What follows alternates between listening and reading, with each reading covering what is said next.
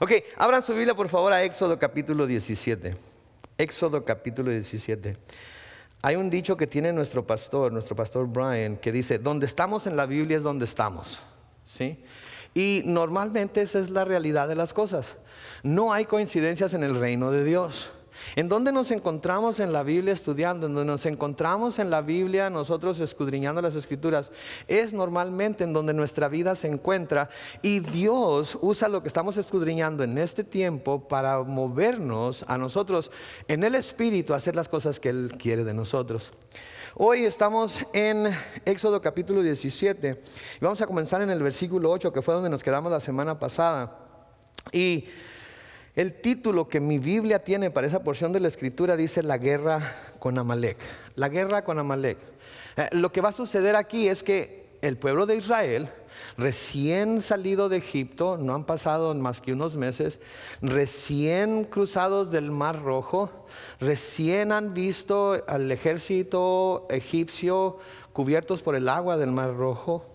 Han caminado por el desierto, en su parecer les iba a faltar comida y el Señor les dio codornices. ¿Se acuerdan ustedes? Hace un par de semanas habían pensado ellos que les iba a faltar agua y les dio primeramente agua en Mará, ¿verdad? Cuando los llevó a aquellos 12 arroyos, y luego la semana pasada vimos cómo el Señor les dio agua de aquella peña que Pablo nos dice en el Nuevo Testamento que era Jesucristo que los iba siguiendo, y vemos la provisión de Dios para ellos. Y ahora van a llegar al punto en el que van a tener que enfrentarse a un enemigo que no habían tenido antes. Y no solamente van a tener que enfrentarse a este enemigo en esta ocasión, sino que al estudiar las Escrituras y al estudiar la historia del pueblo de Israel, vemos que este enemigo se convierte en uno de los más grandes enemigos de los judíos a través de su historia.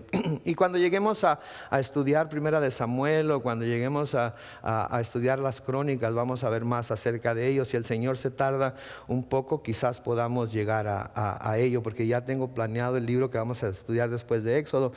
Pero entre tanto nada más lo vamos a mencionar como es mencionado aquí. Así es que ya debe de estar ahí en su Biblia, en Éxodo capítulo 17. Y comenzamos en el versículo 8, en donde leemos muy sencilla y claramente: Amalek vino a Refidim y peleó contra Israel. Amalek vino a Refidim y peleó contra Israel. Noten que no se nos dice anteriormente si Israel y Amalek tuvieron algún encuentro. No se nos dice que Amalek e Israel hayan tenido algún desacuerdo. No se nos dice que haya habido ninguna razón en realidad por la cual Amalek hubiera querido pelear contra Israel.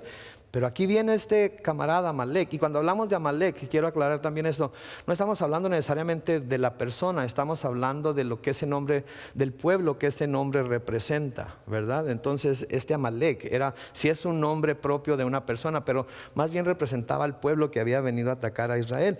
Pero noten, no se nos dice que haya habido ninguna confrontación, no se nos dice que haya habido ninguna razón porque este Amalek atacara a Israel. Simplemente decidió que iba a pelear contra Israel. Ahora, antes de seguir adelante, debemos recordar que los hijos de Israel habían estado en Egipto como esclavos durante 430 años. No tenían ningún entrenamiento militar, no tenían ninguna experiencia con la espada, no habían sido entrenados para defenderse en el desierto, no tenían ninguna de esta experiencia. Sin embargo, este pueblo viene a atacarlos. Algo curioso de Amalek: el pueblo de Amalek es descendiente de uno de los nietos de Esaú. ¿Se acuerdan quién es Esaú? Esaú era el hermano, ¿sí?, de Jacob, que luego Dios le cambió de nombre a Israel.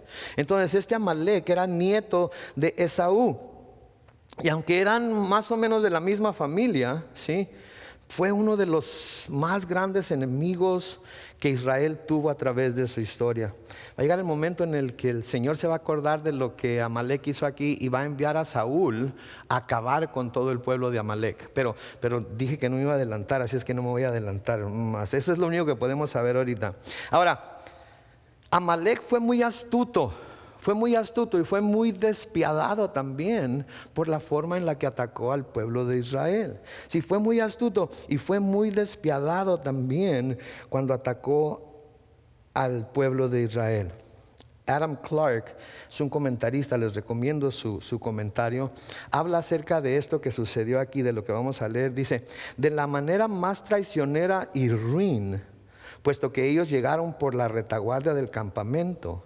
Sin duda el equipaje era el objetivo de su avaricia, pero al encontrar a las mujeres, niños, ancianos y personas enfermas junto al equipaje, ellos los hirieron y se llevaron los despojos. Entonces ellos lo atacaron de una manera muy traicionera y ruin, por lo que hicieron fue que fueron siguiendo al pueblo de Israel y a todos los ancianos, los enfermos, los pequeños, los que de alguna manera quizás estaban todavía dudando si querían seguir el viaje a la tierra prometida o no, se iban quedando atrás. Y fue cuando Amalek vino y aparte de despojarlos, empezó a matarlos poco a poco.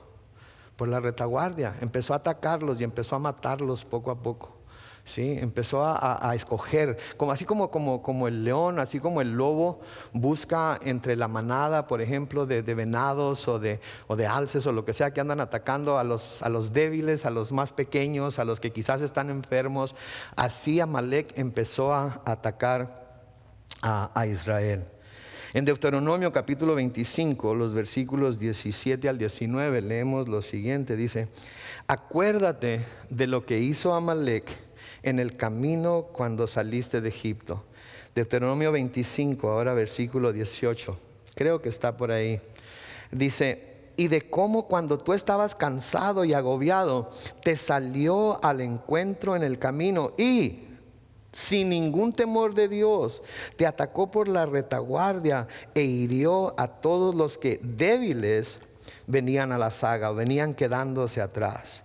Versículo 19 dice, por lo tanto, cuando ya estés en la tierra que el Señor tu Dios te da en posesión y el Señor tu Dios te haga descansar de todos los enemigos que te rodean, noten, borrarás de debajo del cielo la memoria de Amalek. No lo olvides. Entonces el Señor no se va a olvidar de lo que Amalek hizo con el pueblo de Israel. El Señor lo va a mantener en su mente y se va a asegurar de que Israel también lo mantenga en su mente. Sí, hay tal cosa como la ira justa. Debemos de airarnos, ¿verdad? La palabra de Dios nos dice, airaos pero no pequéis. ¿Sí? Y nos advierte en contra de ser iracundos, nos advierte en contra de tener ira, pero hay veces que debemos airarnos por las injusticias que se cometen en nuestro mundo. Debemos airarnos por la cantidad de bebés que son abortados cada año. Debemos airarnos por los cristianos que están siendo perseguidos y matados en Medio Oriente, en México y en otros lugares por su fe. Debe causar ira en nuestras entrañas ver las injusticias que se cometen, ¿sí? Aún en este mismo país, ¿sí? En contra de diferentes grupos de personas que algunos, no digo que todos, porque a veces cuando le escudriñamos un poquito vemos que sí hubo razón, pero que algunos no había razón para hacerles lo que se les hace. Eso debe llenarnos de ira, pero debe de llenarnos de una ira santa, debe de llenarnos de una ira en la cual en lugar de ir a cobrar venganza nosotros mismos, clamamos a Dios y pedimos que Él sea el que se vengue, ¿verdad? Porque eso es lo que la palabra de Dios nos dice en el Nuevo Testamento que debemos hacer. Pero aquí en lo que estamos leyendo ahorita y hasta que lleguemos a Primera de Samuel, vamos a ver que Dios va a usar a su pueblo para castigar a Amalek y lo va a hacer de una manera total. Y le dice, no lo olvides, le dice. Ahora, creo que podemos nosotros comparar esta situación que Israel está pasando aquí, ¿sí? de tener que luchar por primera vez, de tener que enfrentar a un enemigo por primera vez, con nuestras primeras experiencias con las batallas espirituales que comenzamos a librar cuando nuestros enemigos espirituales empiezan a atacarnos cuando somos nuevos creyentes. Porque no se hacen esperar los ataques cuando recién venimos al Señor, cuando recién nos rendimos delante de Él, cuando recién nos entregamos a Él y decimos que queremos vivir como Él quiere que vivamos y queremos honrarlo con nuestras vidas. Inmediatamente los enemigos de nuestra alma, los enemigos de nuestro corazón, los enemigos que odian a Dios, quieren acabar con nosotros. No les hemos hecho nada, Lo único que hemos hecho es que hemos salido de nuestro Egipto, hemos salido de nuestra vida de pecado, vamos caminando muy tranquilamente en nuestro peregrinar por la tierra, hacia la tierra prometida, hacia el cielo, por así decirlo. Pero nuestro enemigo no le gusta cuando eso sucede. No le gusta cuando alguien está disponiendo su vida al servicio del Señor. No le gusta cuando alguien está confiando toda su existencia a las manos del Señor. Lo que Él quiere hacer es inmediatamente venir y tratar de sembrar cizaña, venir y tratar de sembrar duda, venir y tratar de sembrar como vimos la semana pasada que había en los hijos de Israel esa incredulidad por medio de la cual probaron a Dios y dijeron, bueno, ¿está Dios con nosotros o no? Y el enemigo empieza a atacarnos, ¿sí? El enemigo empieza a tratar de hacernos tropezar. El enemigo viene detrás de nosotros y anda buscando cuando estamos en nuestro momento más débil, anda buscando cuando estamos en nuestra enfermedad espiritual, anda buscando cuando nos estamos quedando atrás, cuando no estamos siguiendo, ¿sí? a todo el grupo de cristianos que juntos se están reuniendo para alabar al Señor, aprender más de su palabra, y nos vamos rezagando, nos vamos quedando atrás, hasta que nos quedamos tan atrás que Satanás viene y brinca sobre nosotros y de un zarpazo nos arranca del resto del grupo. Y ahí es donde empieza a ser de las suyas. Algunos de nosotros tenemos esa experiencia, ¿no es cierto? Nos fuimos quedando atrás, y cuando menos pensamos sentimos el zarpazo y ni cuenta nos dimos y ya estábamos de nuevo metidos en el mundo y empezamos a hacer cosas que ya habíamos dejado de hacer por mucho tiempo. Y luego se llena de vergüenza nuestro corazón y se llena de temor, porque ¿cómo voy a ir a la iglesia? Ya tengo tanto tiempo, me van a decir que dónde estaba, que qué pasó, y que sabe cuánto. Y todo ese temor, todas esas cosas nos empiezan a apartar más y más y más, hasta que Satanás nos agarra, nos mastica, nos escupe y nos deja todos inútiles ahí tirados. Gracias a Dios que en donde el pecado abunda, la gracia de Dios que sobreabunda. Y nosotros cuando caemos en esa situación podemos clamar a Él, podemos ir a Él y su gracia nos levanta de nuevo. Yo creo que hay más de 2 o 3 de nosotros que hemos experimentado esa gracia, ¿verdad? Satanás nos ha dejado todos torcidos, todos machacados, todos masticados, todos llenos de sus horrendas babas, y el Señor clamamos a Él y nos levanta y nos limpia, nos lava, nos purifica y nos pone de nuevo en el camino. Gracias a Dios por ello. Pero eso es lo que estaba haciendo aquí Amalek, y eso es lo que pasa también con nosotros. Si Juan nos dice en el Evangelio de según San Juan que el ladrón no viene sino para hurtar, matar y ¿qué? Y destruir. El ladrón no viene sino para matar, hurtar y destruir. Y a veces se viste como ángel de luz y nos hace creer que nos está llevando por el camino correcto, ¿sí? Y nos llena la cabeza de todo tipo de cosas y filosofías del mundo que supuestamente están diseñadas para ayudarnos a creer en nosotros mismos. Cosas que son de autoayuda. ¿Saben qué? Yo no confío ni en mí mismo para ayudarme yo mismo a salir de los hoyos en los que me meto a veces. Tengo que confiar en Dios. Y todos nosotros tenemos que hacer lo mismo. Tenemos que confiar en Dios. Aun cuando hayamos cavado el hoyo muy hondo y no haya forma de salirnos, tenemos que confiar en Él y clamar a Él para que Él sea el que nos saca. Porque nuestro enemigo es un ladrón que viene solamente para hurtar, matar y destruir. De nuevo, también el Evangelio según San Juan se nos dice que el diablo desde el principio ha sido ¿qué? Un homicida. Un homicida.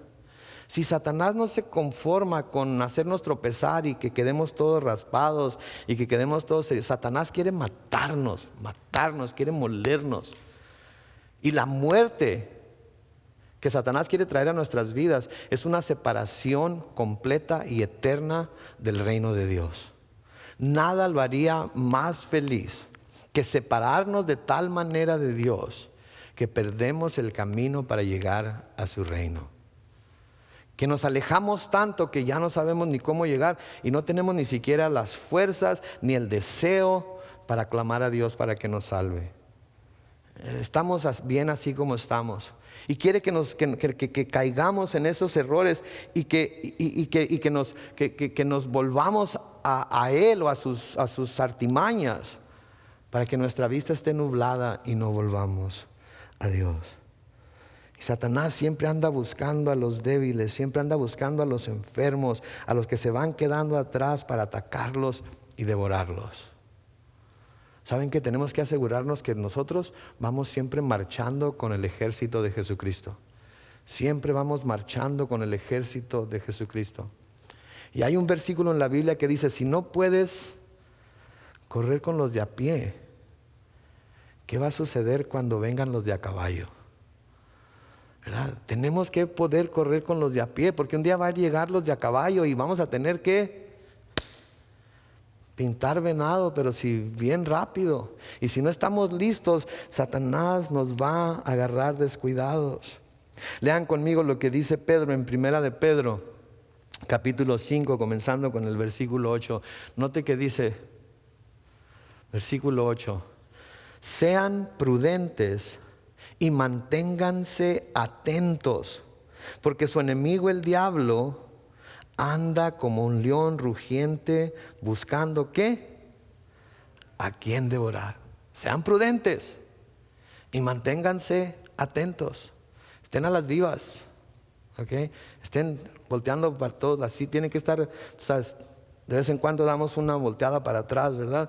Porque a veces estamos tan afanados cuidando la puerta de enfrente que ni siquiera nos damos cuenta que por atrás ya metió el dedo gordo del pie, ya va casi hasta el tobillo, y cuando menos pensamos ya la puerta está abierta y él y todos sus demonios entraron y nuestra vida está por todos lados. Sí, entonces dice, sean prudentes y manténganse atentos, porque su enemigo el diablo, él anda como un león rugiente buscando a quien devorar. Versículo 9 dice, pero ustedes manténganse firmes y note, háganle frente, sepan que en todo el mundo sus hermanos están enfrentando los mismos sufrimientos. Pero el Dios de toda gracia, que en Cristo nos llamó a su gloria eterna, los perfeccionará, afirmará, fortalecerá y establecerá después de un breve sufrimiento.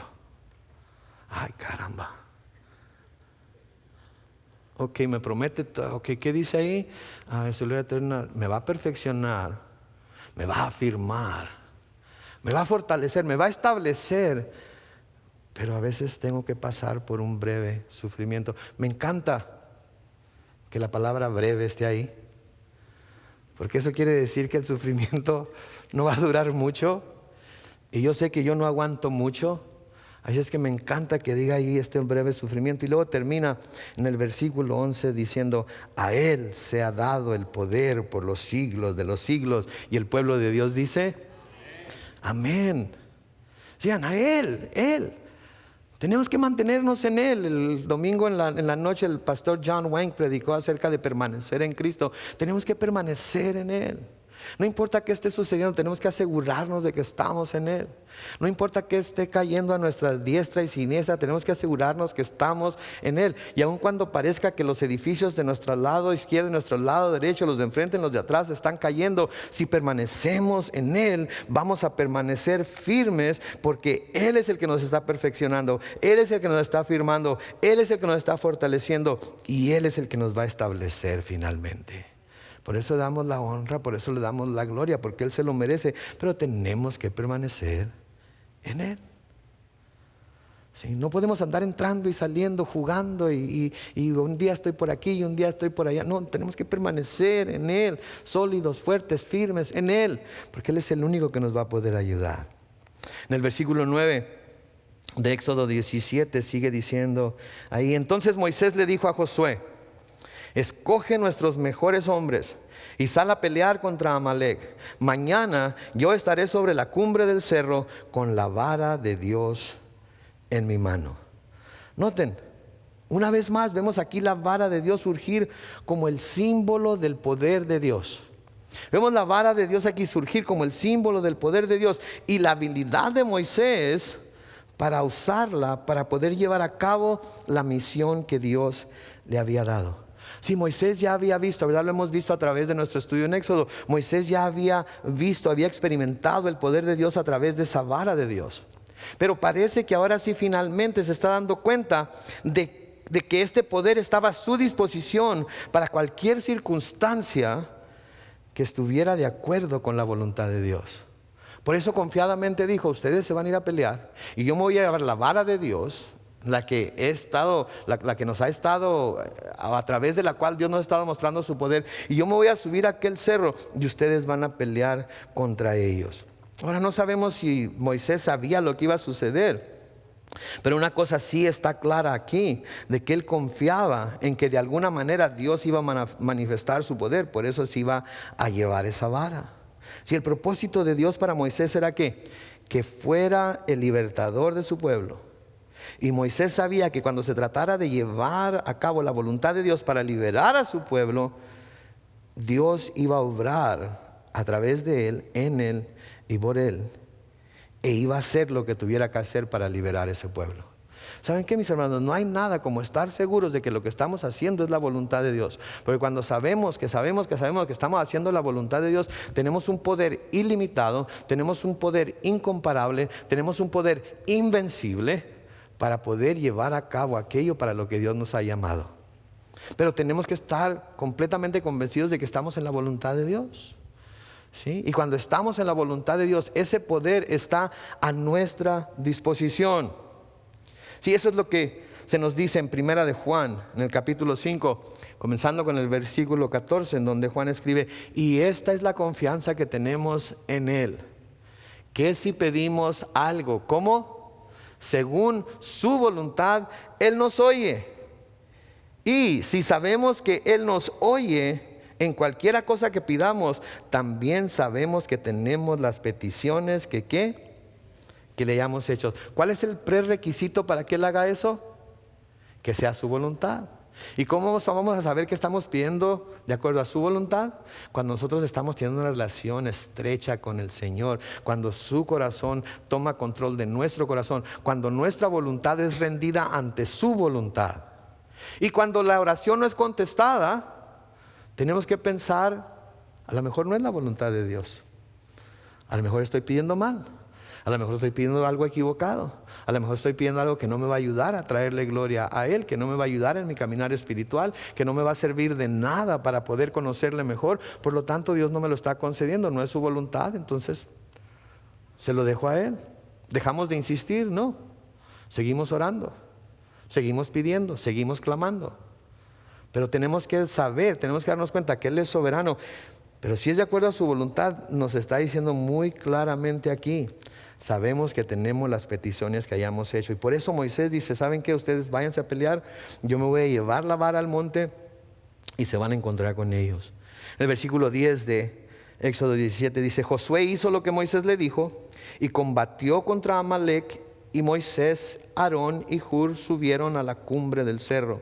Y mientras Moisés mantenía la mano en alto, los israelitas vencían. Pero cuando bajaba la mano, vencía Amalec. Noten lo que está sucediendo aquí. ¿Okay? De nuevo, no se nos dice que Moisés sabía lo que estaba pasando o qué significaba el que levantara la mano o que a lo mejor él simplemente estaba levantando la mano para darle ánimo a Josué, ¿verdad? Y, ¿verdad? Síguele adelante, dales con todo lo que traes, ¿verdad? Atácalos, no los dejes respirar. Y Josué, viendo que estaba arriba animándolos, se aventaba con todos sus hombres y les decían, vamos, acabar con ellos, son nuestro pan, ¿verdad? Y cuando Moisés veía que Josué arremetía contra el enemigo, bajaba la mano y se ponía a pensar, ¿verdad? Ahí la llevan, pero cuando bajaba la mano, ¿qué sucedía? Amalec entonces se arremetía contra el pueblo de Israel y el pueblo de Israel estaba perdiendo. Y parece ser aquí que fue a través de la prueba y el error que se dan cuenta de que mientras Moisés tiene los brazos en alto, los israelitas avanzan. Pero cuando baja los brazos, entonces los amalecitas avanzan contra los israelitas y empiezan a ganarles. Algo interesante de esta imagen que tenemos aquí es que esta imagen se ha venido a ver como el símbolo de la oración. Símbolo de la oración. E ilustra muy claramente un principio que como cristianos debemos de tomar muy en serio y debemos tener en nuestra mente y nuestro corazón. Es un principio tan sencillo, tan simple, pero que parece ser que en el cristianismo se nos escapa el significado. Y este principio es que en nuestras luchas contra los enemigos de nuestra alma, el arma más poderosa que tenemos, ¿saben cuál es? No es la iglesia, no es el pastor, no es la Biblia como Biblia, ¿verdad? Como que se la podemos tirar al enemigo para darle un bibliazo y así quitárnoslo de encima. ¿Saben qué es?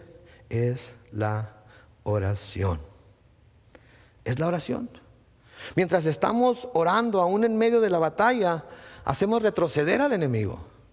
Tenemos la fortaleza para seguir adelante, tenemos la fortaleza para seguir luchando, tenemos la fortaleza para poder enfrentar todo lo que el enemigo nos está tirando. Tenemos la habilidad para hacer al enemigo retroceder, pero cuando dejamos de orar, ¿qué sucede? Nos debilitamos y el enemigo tiene la oportunidad de tomar ventaja sobre nosotros. Cuando estamos orando, estamos fuertes. Cuando estamos alzando las manos, estamos fuertes. Cuando estamos clamando a Dios, estamos fuertes. Yo no sé ustedes, pero aun cuando la prueba por la que estoy pasando sea muy, muy intensa, cuando estoy en oración, siento que puedo seguir adelante. Nada me detiene. Satanás me quiere estorbar, las circunstancias me quieren estorbar, pero nada me evita seguir avanzando. A veces avanzo más lentamente que cuando no hay prueba, pero no me quita el enfoque en seguir adelante. Pero cuando no estoy en oración, cuando nada más me estoy quejando, cuando nada más estoy diciendo Señor, ¿por qué? Cuando nada más estoy viendo las circunstancias y no estoy yendo a Dios constantemente, es cuando me debilito y es cuando el enemigo empieza en realidad a jugar conmigo y empieza en realidad a hacerme ver las cosas como Él quiere que las vea y me aparto de la voluntad de Dios. ¿Sí? Acuérdense, la batalla que como cristianos libramos no es una batalla contra carne y sangre, ¿sí? La batalla que nosotros libramos es una batalla, bueno, vamos a leerlo. Miren, en Efesios capítulo 6 y el versículo 12 nos dice ahí: la batalla que libramos no es contra gente de carne y hueso, sino contra principados y potestades, contra los que gobiernan las tinieblas de este mundo, contra huestes espirituales de maldad en las regiones celestes. Y quizás usted diga, pero pastor, mis enemigos sí son de carne y hueso. Mi patrón es de carne y hueso. Mi primo fulano de tal es de carne y hueso. Mi suegra es de carne y hueso. ¿Verdad? Cualquiera es de carne y hueso. Sí, mis hermanos, sí. Pero no son ellos contra los que estamos luchando. Son contra aquellos que los están usando para hacernos la vida pesada a nosotros. Son contra aquellos que los están usando para poner una piedra de tropiezo delante de nosotros y para que no podamos seguir sirviendo al Señor. Entonces hacemos muy mal en enojarnos con esa persona, hacemos muy mal en tratar de luchar con esa persona, cuando nuestra lucha no es contra esa persona, sino contra quien lo o la está motivando a hacer lo que está haciendo para hacernos daño. Y cuando nos damos cuenta de ello, entonces estamos luchando correctamente, porque ya esa persona ya no es lo importante. En lugar de pedir que Dios lo castigue, en lugar de pedir que Dios lo quite de en medio, en lugar de pedir que Dios lo elimine, en lugar de pedir que Dios haga tal o cual cosa, pedimos: Señor, libéralo de las fuerzas que lo están usando para hacerme la vida de cuadritos a mí. Y entonces estamos orando correctamente y estamos luchando correctamente, porque entonces no estamos luchando en contra de la persona, sino en contra de quien la está usando. Y cuando luchamos en contra de la persona, nuestra lucha es inútil. Y Satanás se aprovecha de eso, porque en lugar de nosotros buscar reconciliación, en lugar de nosotros buscar perdón o dar perdón a esa persona que nos está haciendo daño, hay enemistad, hay división, ¿sí? Y Satanás se aprovecha de todo eso para seguir haciendo de las suyas. Y tarde o temprano uno de los dos se va a terminar apartando de Dios. Se va a terminar apartando del propósito que Dios tiene para su vida. Y esa persona va a perder. Pablo les escribe a los Corintios en 2 de Corintios 10, los versículos 3 al 5. Es verdad que aún somos seres humanos, pero no luchamos como los seres humanos. Las armas con las que luchamos no son las de este mundo, sino las poderosas armas de Dios, capaces de destruir fortalezas y de desbaratar argumentos y toda altivez que se levanta contra el conocimiento de Dios, y de llevar cautivo todo pensamiento a la obediencia de Cristo. Sí, somos seres humanos, pero no luchamos con armas humanas, luchamos con las armas de Dios. Y cuando habla aquí de llevar todo pensamiento a la obediencia de Cristo, no está hablando solamente de la persona por la que estamos orando o que nos está causando el problema, sino también estamos pensando en nuestros pensamientos, porque nosotros también debemos de llevar nuestros pensamientos cautivos a la obediencia de Cristo.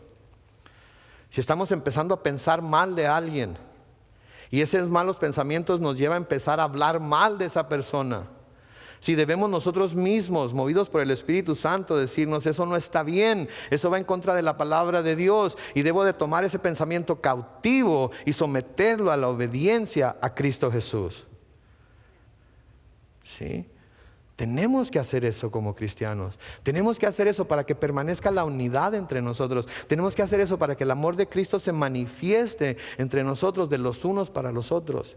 Y cuando empezamos a comernos, a mordernos, a hablar mal, a hacer esto, a hacer aquello, estamos cayendo en las garras de Satanás. Y aunque nosotros nos sintamos justificados y sintamos que lo que estamos haciendo lo estamos haciendo con razón, Él está haciendo de las suyas, porque hay mucha gente delante de la cual estamos dando un mal testimonio, y esparcimos nuestro veneno por todos lados, y a veces envenenamos nuestra propia cisterna, y cuando menos pensamos, toda nuestra casa está amargada en contra de aquella persona o en contra de aquel que nos está haciendo la vida de cuadritos. Y de repente hasta nuestros hijos, esa persona le han hecho nada a ellos, pero cuando nos oyen hablar a nosotros como hablamos de ellos, se les pega eso y les envenenamos el corazón. Y ellos mismos empiezan a pensar: ay, el tío fulano de tal, mi mamá dice que, o mi papá dice que esa tía, y luego le agregan, ellos no han visto, ellos no han experimentado nada de eso. Sin embargo, les llenamos el corazón de esa maldad, les llenamos el corazón de ese odio, les llenamos el corazón de esa ira. ¿Sí? Única y exclusivamente porque no estamos llevando cautivo todos nuestros pensamientos a la obediencia a Cristo. Y saben que a menudo sufrimos las derrotas que sufrimos porque la oración es lo último en lo que pensamos, en lugar de hacerla nuestro primer recurso. La oración es lo último en lo que pensamos, en lugar de hacerla nuestro primer recurso. Y a menudo no solo es nuestro último recurso, sino que no podemos darnos a orar por un periodo extendido de tiempo, porque sentimos que Dios no nos está contestando como queremos, cuando queremos, y nos damos por vencidos demasiado pronto. Nos damos por vencidos demasiado pronto. Cuando debemos agonizar en oración, debemos estar en constante oración. Señor, acuérdense, el Señor prueba a sus santos y nos prueba para ver si vamos a ir a Él a buscar la solución o vamos a ir a otro lugar a buscar la solución. Y tenemos que siempre buscarlo a Él para buscar la solución. Entonces, a menudo no solamente es nuestro último recurso, sino que nos damos por vencidos demasiado pronto. En Mateo capítulo 26, cuando Jesús va al Getsemaní con sus discípulos, en el versículo 38, el Señor habla con ellos y les dice: quédense aquí y velen conmigo, porque siento en el alma una tristeza de muerte. Versículo 39 dice: unos pasos más adelante se inclinó sobre su rostro y comenzó a orar y decía: Padre mío, si es posible, haz que pase de mí esta copa, pero que no sea como yo lo quiero, sino como lo quieres tú. Luego, dice el versículo 40, volvió con sus discípulos y como los encontró durmiendo, le dijo a Pedro: escuchen esto, así que no han podido mantenerse despiertos conmigo, ¿cuánto? Ni una hora. Como que esa era la mínima cantidad de tiempo que el Señor estaba esperando que sus discípulos se mantuvieran despiertos orando con Él. Piensen, ¿Cuándo fue la última vez que nos pasamos una hora orando? Clamando a Dios. Para que nos libere de lo que tanto decimos que nos está haciendo daño. Para que nos revele su voluntad y así poder orar de acuerdo a esa voluntad y saber que lo que estamos pidiendo lo vamos a recibir. ¿Cuándo fue la última vez que oramos una hora? ¿Sí? Si usted tiene una fecha en mente, lo felicito. Si no se puede acordar de la última vez, es más, si no se puede acordar que haya habido alguna vez, como pastor y amigo, yo incluyéndome entre ustedes, arrepintámonos, pidamos perdón a Dios y vamos a resolver en nuestro corazón que vamos a hacer como mínimo una hora a un lado para clamar a Él, para orar a Él. Digo, ¿para el bien de quién es? ¿Para el bien de Dios? ¿Quién es el que va a resultar beneficiado por ello? Yo. ¿Verdad? Entonces hagámoslo. Y les dice, no pueden quedarse despiertos conmigo ni una hora. Versículo 41 dice, manténganse despiertos y oren para que no caigan en tentación. A decir verdad, el espíritu está dispuesto, pero la carne es débil. Noten, ¿cuál es la fórmula para no caer ante la tentación, para no ser debilitados por la prueba? Manténganse despiertos y ¿qué? Y oren.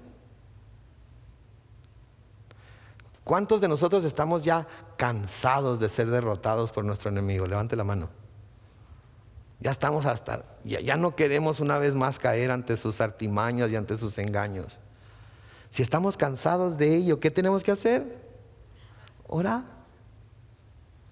Orar. Señor, ya estoy cansado de otra vez tropezarme con la misma piedra. Ya estoy cansado de otra vez. Satanás me convenció. Decimos que Satanás nos convenció, en realidad sabemos que es nuestra carne. ¿Verdad? Ya estoy cansado, siempre digo que no más, siempre digo que fue la última vez, siempre prometo que ya. Ok, pues hoy le estoy diciendo cuál es la forma en la que puede lograr finalmente dejar de ser derrotado en esa área. Es mantenerse despiertos y orar. Pero nosotros sabemos que el espíritu está dispuesto, pero la carne es débil. Así es que tenemos que orar para pedirle a Dios la fortaleza de espíritu que necesitamos usar para dominar nuestra carne y poder orar la cantidad de tiempo que debemos estar orando, que debemos invertir en orar. ¿Sí? ¿Saben que es bien difícil levantarse a las 4:30 de la mañana para venir a orar a las 5 los lunes? Es bien difícil. Pero si vieran qué gozosos nos vamos de aquí cuando terminamos de orar. Nos vamos con el corazón lleno. Nos vamos con un testimonio que dar. Nos vamos habiendo recibido la palabra de Dios. Ahora quizás usted diga, ok hermano, pero las 5 de la mañana es demasiado temprano. No la hago. Quiero, pero no la hago. No se preocupe. Los jueves a las 6:30 de la tarde podemos orar también. Así es que los esperamos. Miren ahí en sus Biblias en Lucas capítulo 18. Vean en sus Biblias, Lucas capítulo 18. Y si no escuchen, yo lo voy a leer de todas maneras. Pero en Lucas capítulo 18, el Señor Jesucristo está hablando con sus discípulos. En el versículo 1 de Lucas 18 dice, además Jesús les contó una parábola en cuanto a la necesidad de orar siempre y de no desanimarse. Ahora, si el Señor Jesucristo les está hablando acerca de orar siempre y no desanimarse, creo que porque se los dijo a ellos y esto está escrito en su palabra, nos lo está diciendo a nosotros también, entonces debemos orar siempre y no desanimarnos. En el versículo 2 dice, les dijo, en cierta ciudad había un juez que no temía a Dios ni respetaba a nadie. En esa misma ciudad había también una viuda, la cual acudía a ese juez y le pedía, hazme justicia contra mi adversario. Pasó algún tiempo y el juez no quiso atenderla, pero después se puso a pensar: aunque no temo a Dios ni respeto a nadie, esta viuda me molesta tanto que voy a hacerle justicia, no sea que siga viniendo y me agote la paciencia. Versículo 6. Dijo entonces el Señor: presten atención a lo que dijo el juez injusto. Presten atención. ¿Qué dijo el juez injusto? No temo a Dios, no temo a hombre, pero esta viuda me va a cansar la paciencia. Así es que, para quitármela de encima, ¿qué dice? Le voy a dar lo que me pide. Y este es un juez injusto, ¿qué? Es un hombre que no teme a Dios, es un hombre que no tiene a Dios en su corazón. Y porque la viuda lo deje de enfadar, dice: le voy a dar lo que me pida, pues últimamente no es tanto para mí. En el versículo 7, noten lo que dice: ¿acaso Dios no les hará justicia a sus elegidos que de día y noche claman a Él? ¿Se tardará en responderles? Y luego una afirmación de parte del Señor en el versículo 8: yo les digo que sin tardanza les hará justicia. Pero cuando venga el Hijo del Hombre, ¿hallará fe en la tierra? Noten cómo está el Señor diciendo que va a medir la fe en la tierra cuando venga de nuevo. Va a medir la fe por cuántos de sus hijos están en oración cuando Él venga. En otras palabras nos está diciendo: ¿saben qué? Cuando venga, quiero encontrarlos de rodillas. Quiero encontrarlos orando. Quiero encontrarlos buscando mi rostro. Quiero encontrarlos buscando tener comunión conmigo, buscando tener compañerismo conmigo. Quiero encontrarlos buscando primeramente el reino de Dios y su justicia, confiando en que cuando hagan eso, todos los demás les va a ser añadido. ¿Se fijan? Estas son palabras del Señor Jesucristo, no son mis palabras. Son las palabras que Él les dijo a sus discípulos. Cuando el Hijo del Hombre venga, ¿va a encontrar fe en la tierra? ¿Va a encontrar esa clase de fe que nos lleva a postrarnos de rodillas, a pedirle a Dios lo que solamente de Dios podemos recibir? ¿O nos va a encontrar como gallinas sin cabeza, corriendo para todos lados, tratando de llevar a cabo las obras que tenemos que llevar a cabo por nuestras propias fuerzas? No, mis hermanos, espero que encuentre fe, espero que nos encuentre orando, espero que nuestro corazón esté siempre doblado, postrado delante de Dios en oración. Pablo lo pone muy sencillamente, lo pone de una manera que no nos podemos equivocar. No necesitamos, de nuevo, como les decía el domingo, una licenciatura en teología, y no necesitamos ir al seminario por 4 años para entenderlo. Pero escuchen esta profundidad de 3 palabras que Pablo escribe en 1 de Tesalonicenses 5:17. Oren sin cesar. Oren sin cesar. Quiere decir que no hay un momento en el cual no estamos orando. Cada pensamiento que tenemos después de pensar en lo que estamos haciendo es una oración a Dios. Cada sentimiento que tenemos en nuestro corazón, después de sentirlo, se convierte en una oración a Dios. Especialmente los que tenemos hijos, amén. Chicos, medianos o grandes. No debemos de dejar de orar. Ahora, a veces la carga es demasiado pesada, ¿cierto? A veces la carga es demasiado pesada y necesitamos la ayuda de nuestros hermanos para poder llevar la carga. Y eso fue precisamente lo que pasó con Moisés aquí. Ahí en el versículo 12 de Éxodo 17 dice: pero a Moisés se le cansaban las manos.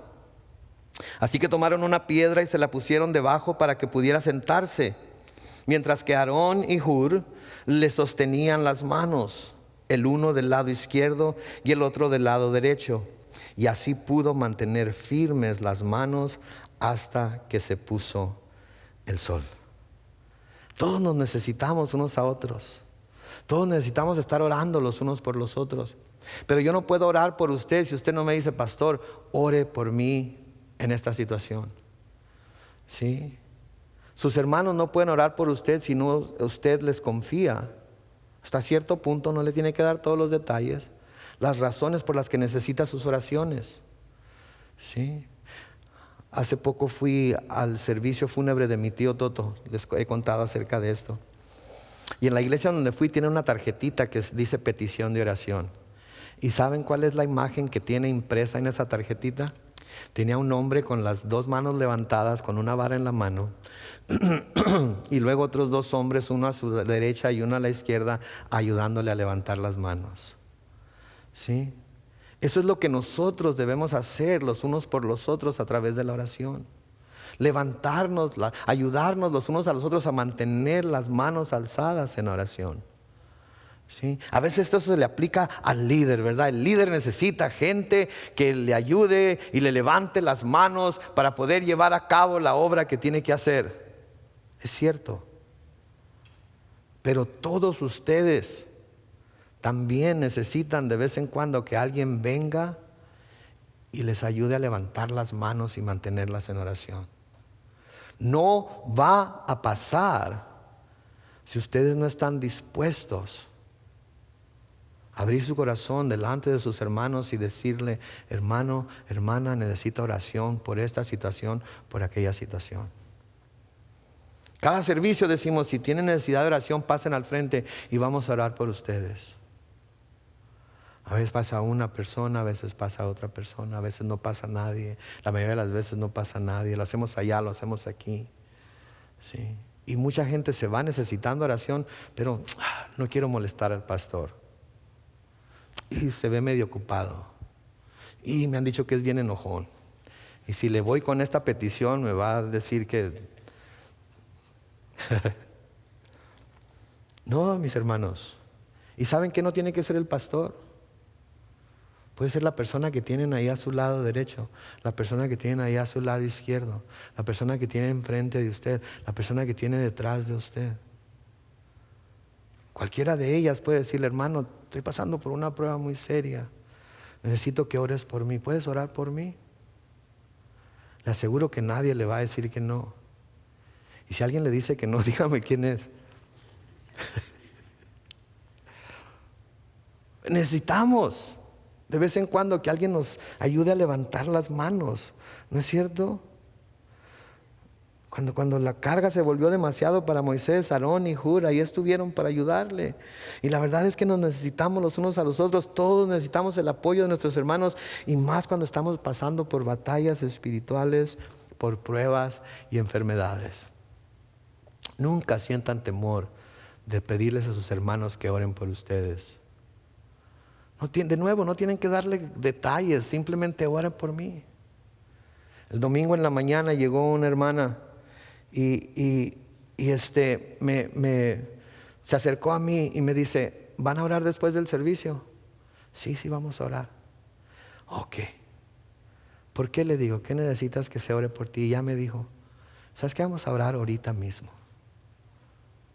Me dijo: ¿en serio? Sí, ahorita mismo vamos a orar. ¿Por qué no tiene que empezar el servicio? No te preocupes por el servicio, vamos a orar ahorita mismo. Y ahí mismo ella y su mamá y yo oramos por la situación que ella estaba pidiendo oración. Y se quedó así como que nunca esperaba que se orara por ella. Inmediatamente. ¿Saben qué? No hay cosa más importante que orar los unos por los otros. Pero tenemos que confiar.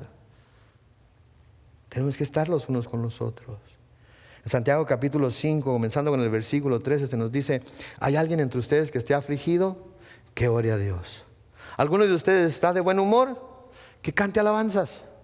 ¿Hay entre ustedes algún enfermo? Que se llame a los ancianos de la iglesia para que oren por él y lo unjan con aceite en el nombre del Señor. La oración de fe sanará al enfermo y el Señor lo levantará de su lecho. Si acaso ha pecado, sus pecados le serán perdonados. No tenga temor, llamar a la iglesia: hey, necesito un anciano, porque tengo a alguien enfermo aquí en casa. Necesito que venga ya. Con mucho gusto vamos. Sí, estamos ocupados. Sí, a veces el tiempo se nos va y se nos olvida, pero si nos llama en ese mismo momento, vamos para allá. Claro que vamos para allá. En el hospital, yo tengo un pase especial para estacionarme donde yo quiera cuando voy al hospital. No, no es cierto, no es cierto. Pero vamos al hospital. ¿Saben otra cosa que tenían en la tarjeta, en una de las tarjetas en esa iglesia es, quiero que el pastor me visite en casa? Es algo que las iglesias modernas han perdido. Les digo una cosa, si quieren invitarme a su casa a que vaya y platique con usted y ore con usted y etcétera, etcétera, invite.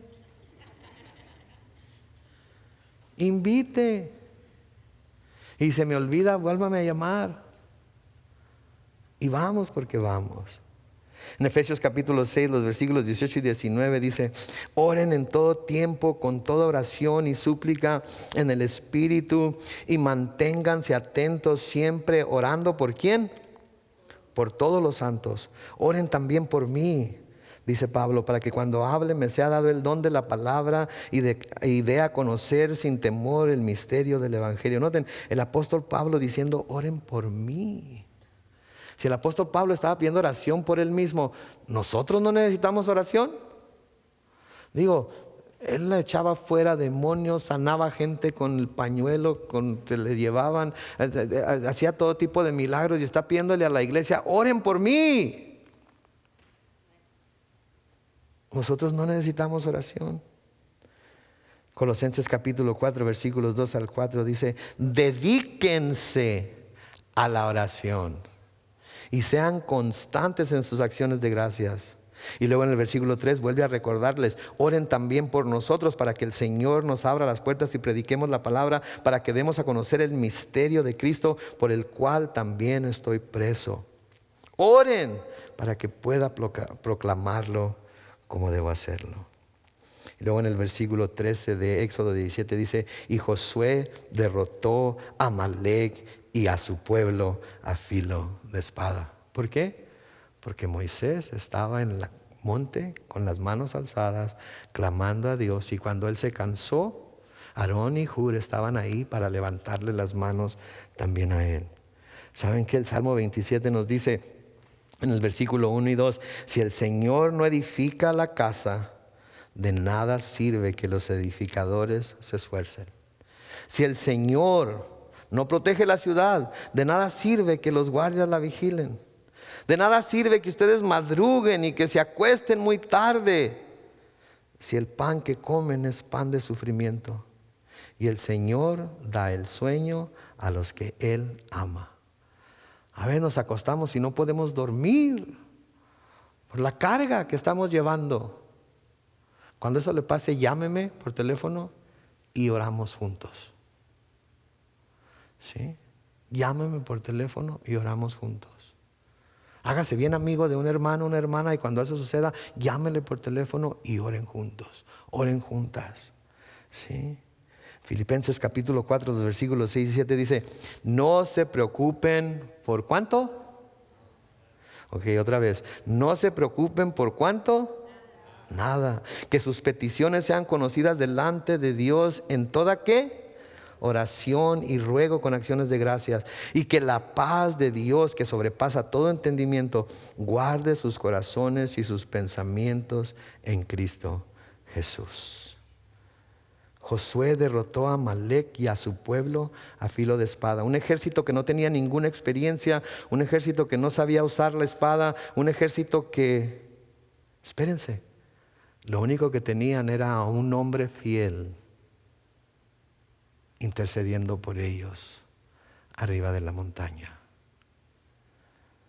Versículo 15 de Éxodo 17 dice, y luego Moisés levantó un altar y le puso por nombre Adonai Nisi, que quiere decir el Señor es mi estandarte o mi bandera. Porque dijo, la mano de Amalec se levantó contra el trono del Señor.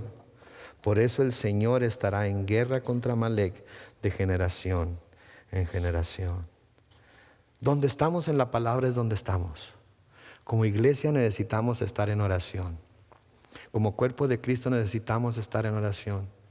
Y yo voy a hacer todo lo posible porque todos los que sean parte del ministerio en español tengan una oportunidad de reunirse a orar juntos los unos por los otros, por la iglesia, por nuestro país, por nuestra ciudad, etcétera, etcétera. Y ahorita tenemos los lunes a las 5.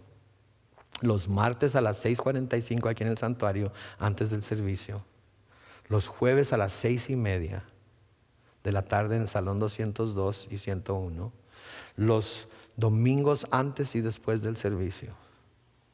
Y cada vez que alguien quiera reunirse para orar, llámeme y yo y usted oramos.